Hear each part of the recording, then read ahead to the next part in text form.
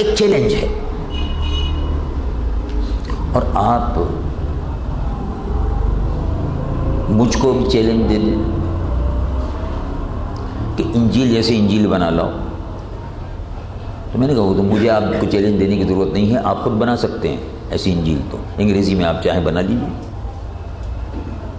لیکن قرآن مجید و فرقان حمید کا چیلنج ہے، اور وہ چیلنج یہ ہے جو اترتے کے ساتھ ہی دیا تھا، نزول کے فوراً بعد، کہ بھئی ہم نے قرآن اتار دیا، اب ہم چیلنج کرتے۔ رب العالمین جل جلالہ عما نوالہ ارشاد فرماتا ہے کہ یہ قرآن اگر روئے زمین کے جن بھی اور انسان بھی سب اکٹھے ہو جائیں، قل لئن اجتمعت الانس والجن، قل اے محبوب فرما دیجیے، قل لئن اجتمعت الانس والجن على ان یأتوا بمثل هذا القرآن، ساری دنیا بھر کے جن اور انسان، ساری دنیا بھر کے انسان اکٹھے ہو جائیں، على ان یأتوا بمثل هذا القرآن، قرآن کے ایک مثل جیسے قرآن لے آئیں، لاؤ بھائی، چیلنج ہے۔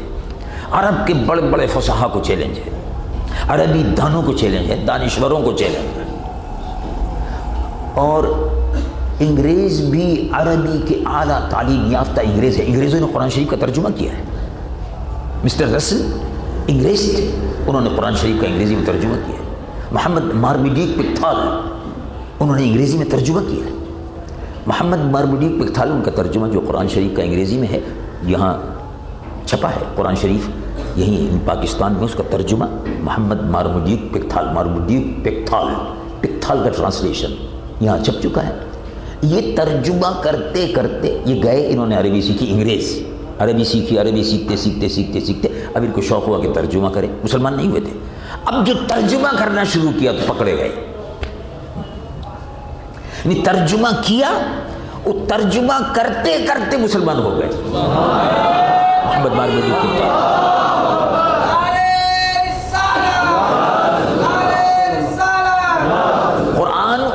قلم تک محدود تھا، قلم سے دل میں اتر گیا، رہ گئے محمد مارمیڈیک پکتھال۔ تو میں نے کہا کہ اللہ رب العالمین کا چیلنج ہے،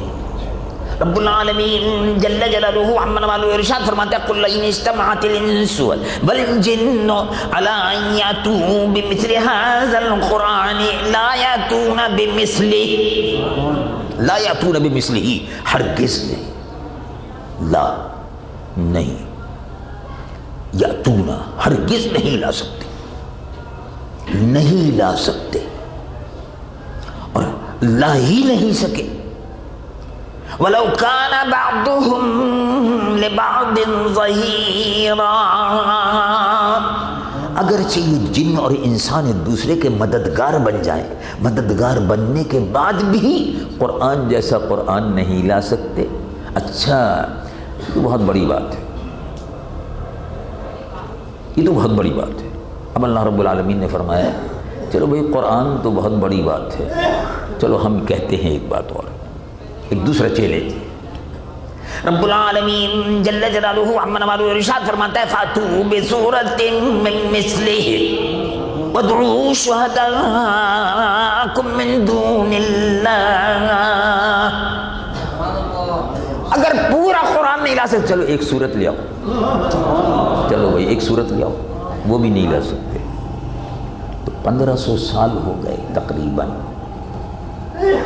1500 سال ہو جائیں گے، قرآن مجید و فرقان حمید، اللہ کا یہ کلام روح زمین پر بے مثل کلام ہے، اور اللہ نے اس کو محفوظ کر دیا، اور جس سینے میں محفوظ ہے اس سینے پر رحمتوں کا نزول ہو رہا ہے، اور یہ صدقہ ہے محمد رسول اللہ صلی اللہ علیہ وسلم۔ دیکھو حضور پرنور صلی اللہ علیہ وسلم کا پہلا معجزہ، یعنی معجزے تو حضور تو سراپا معجزہ تھے، میں یعنی وہ بتانے کی عرض کر رہا ہوں، حضور تو سراپا معجزہ تھے، تو رب کی دلیل بن کر تشریف لائے۔ اللہ رب العالمین جل جلالہ و عظم نوالہ نے حضور پرنور صلی اللہ علیہ وسلم کو تو سراپا معجزہ بنا کر بھیجا تھا، لیکن دو تین باتیں جو ظاہری طور پر آپ کو سمجھنے میں آسانی ہو وہ میں عرض کرتا ہوں۔ حضور پرنور صلی اللہ علیہ وسلم نے اسی رمضان المبارک میں، رمضان شریف میں مکہ معظمہ کو فتح کر لیا۔ اسی رمضان شریف میں مکہ معظمہ فتح ہوا۔ مکہ معظمہ فتح ہوا تو صحابہ سے فرمایا بلال کہاں ہیں، بلاؤ۔ سیدنا بلال حبشی رضی اللہ عنہ وارضہ کو بلایا گیا، کہا چڑھ جاؤ اوپر۔ یہی بتوں کے پوجنے والے حضرت بلال حبشی کو روزانہ صبح و شام لٹا لٹا کر دھوپ میں مارتے تھے، ان کے بدن سے خون بہتا تھا، اور وہ کہتے تھے کہ سر کٹے، کنبہ چھٹے، سب کچھ لوٹے، پر دامن مصطفیٰ نہیں چھوٹے گا۔ وہ جواب یہی دیتے رہتے تھے اور پٹتے رہتے تھے، خون بہتا رہتا تھا، پتھریلی زمین پر جسم جلتا رہتا تھا۔ تو فرمایا چڑھ جاؤ اوپر اور بتوں کو گرانا شروع کر دو اور اذان دو کعبے کے اوپر چڑھ کر۔ تو بت گرائے گئے۔ سب سے پہلے حضور پرنور صلی اللہ علیہ وسلم نے ارشاد فرمایا جاء الحق وزاق الباطل، حق آیا اور باطل گیا، اور بت ٹوٹنے شروع ہو گئے۔ پھر علی المرتضیٰ اور صحابہ 360 بت رکھے ہوئے تھے، ایک ایک کو لات مار مار کے توڑا گیا،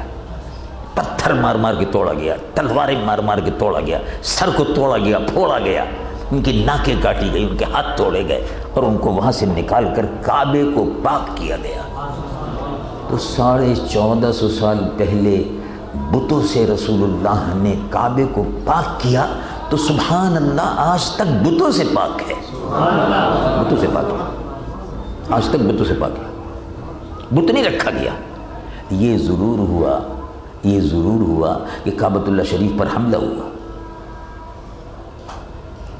کعبۃ اللہ شریف پر حملہ ہوا،